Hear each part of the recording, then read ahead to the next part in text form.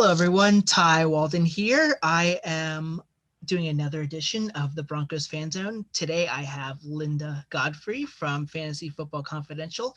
Linda, how are we doing this evening? I'm doing well. We got some Thursday night football coming up, so let Yeah, us sneak in there. there you go. um, we have a big game ourselves this Saturday before the Broncos face off on Sunday. Are the Sooners against the Cowboys? How are you feeling about that? Apprehensive, but it's no different than any Bedlam. Every year for Bedlam, I get knocked in my stomach for an entire week. So what's one more year? That's true. No doubt about that. But before we touch a little bit on that, let's talk about our Broncos. They are very sad right now, and sad couldn't even describe what happened last Sunday against the Raiders. I guess as simple as I can put it, what went wrong? What didn't go wrong? But let's start with Philip Lindsay getting 4 carries an entire game, which is an issue. We were down 3 at one point, and Drew Lock already had like 30 or 40 pass attempts. That's not, you have to be able to win both through the air and on the ground. And we didn't even try on the ground. So that's an issue. You're never going to move the ball if you're just throwing it. Yeah, I don't know. Why is Pat Shermer just not wanting to run the ball as much? Like, is it his style of play, or is it just he wants to? I mean, I know I've heard him like throwing on first down, running second down, but if you're like incomplete or you don't get much on first down, like that kind of puts us in a bad spot. So is there something up with Melvin Gordon, Philip Lindsay? Do they not trust it? What is it? Yeah, I don't know. I mean, Melvin Gordon was scary coming in because of the fumbles, and then he's done that some this year. So maybe there's a trust issue there. I don't know if Philip Lindsay's still dealing with an injury that we don't know about, but it feels a lot like he's just put them in a doghouse without any way to get out and with no real reason to be put in it. After Philip Lindsay broke off against the Chargers for that touchdown run, that sparked the entire. I mean, he is the spark that runs that offense. Whether you want to give it to an undrafted guy or not, that's who he is. And so to completely write him out of the game script seems so wrong to me.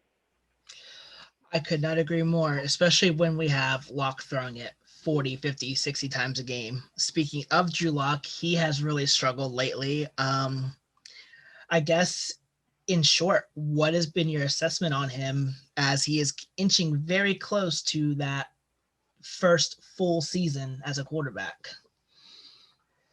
Well, he was injured, so I have to write that in. I'm not ever going to be like, he's not the guy until the brass tell me that he's not, because what kind of fan would I be if I was like, I can't just be over it. I own a Trevor Siemian jersey.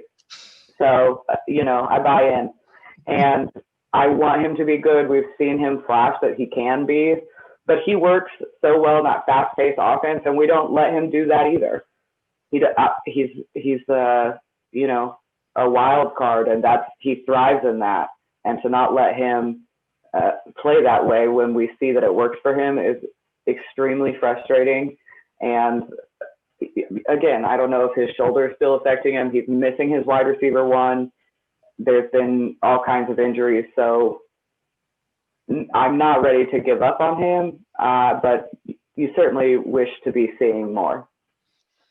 Yeah, you actually brought up a really good point about that high tempo offense. Do you believe maybe the reason why they're not going as up tempo as normal is because of where he is as far as like him possibly being a rookie, or maybe that's not Pat Shermer's scheme?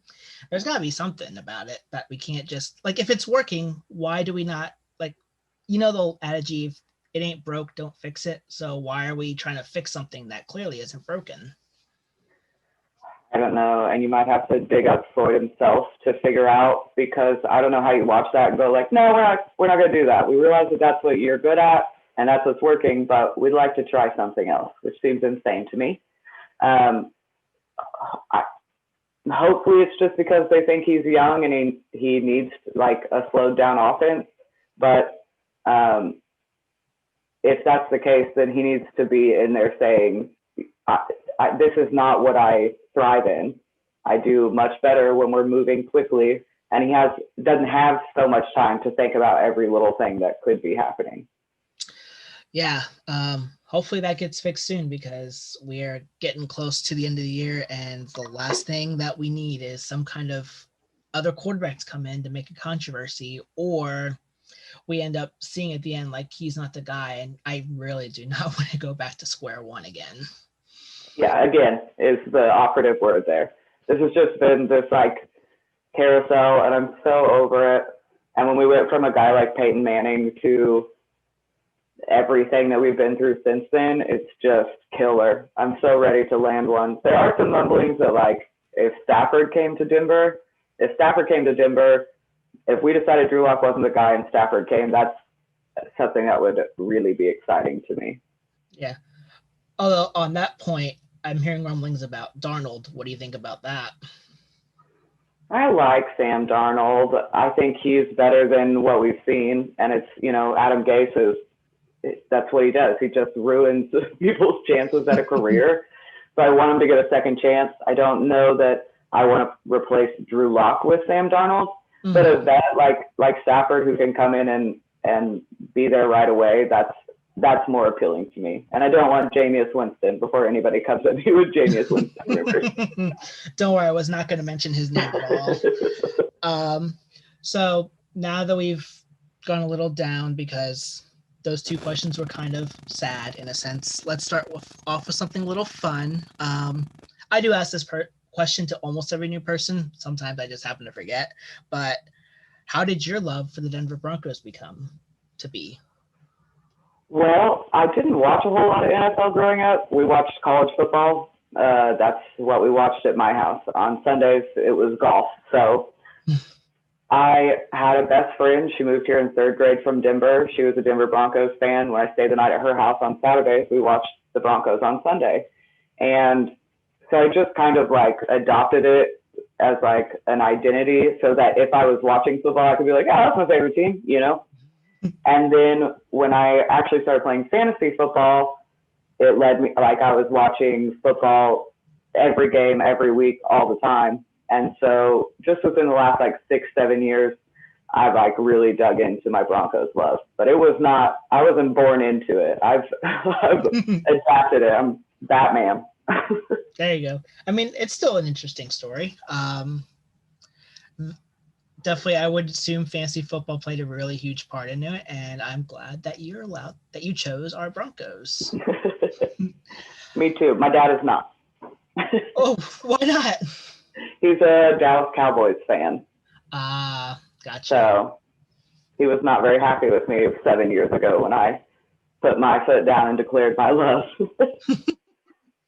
It happens. I grew up in Cowboys country, so kind of I can understand why there's a little to it. Yeah, for sure. So we play the Dolphins on Sunday. I mean, Miami's been pretty decent lately. I mean, I was even looking at their stats today. They're really good at scoring points and preventing points, but they allow a lot of yards. So in a sense, they're kind of like a bend, don't break kind of, in a sense, on offensive defense. So with that being said, what do you believe Denver needs to do to beat Tua and the Dolphins? First of all, our special teams are going to have to show up. The Dolphins special teams is a monster unit, and you don't hear about special teams a lot, but it matters. When you can get down the field on a kick return or a punt return, and you're not stuck in your own, basically backed into your own end zone, then that matters. So I think our special team is going to have to show up. For sure, our offensive line and defensive lines are going to have to show up. Hopefully, we can shut down Devontae Parker.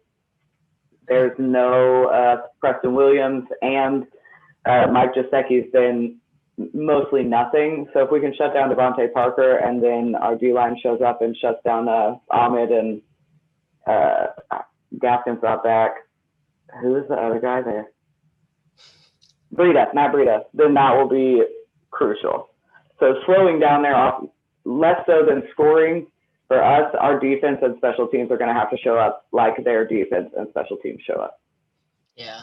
I definitely see this possibly being a defensive game, but it like definitely I saw with the Dolphins and 49ers, it can get out of hand a lot, especially when their defense and special teams is like rolling on a cylinder for the most part. Yeah. With that being said, is there a player on Denver's roster that you believe needs to step up on Sunday that could really help us win? I mean, the obvious answer is Drew Lock. And it's going to be hard for him. You know, the last game was brutal. He's hurt. If he doesn't play, you know, Brett Rippion's out there and he's going to sling it. And there's a lot less of a weight on Brett's shoulders, I think, than Drew Lock's, because he knows he needs to go out there and perform. For the rest of the season, he's going to have to show up every game like he does in fourth quarter situations. So, I mean, I know that's the obvious answer, but it's the most important. Yeah. Is there anyone on defense do you think will need to help out a little bit to make sure that Miami doesn't run or pass all over us? You know, we've always had a problem with tight ends. So now that I've said that Gesicki hasn't done anything, he's going to come out and put up a monster game. I just know it. So hopefully just our secondary showing up, and not that they haven't, they've been playing well, but they may have to take it a step up this week just to ensure that Tua doesn't have anyone to go to. Yeah. It's going to be tough because at this point, we're not even sure if Locke or Rippin's going to start. I guess it's a little bit of a bonus question.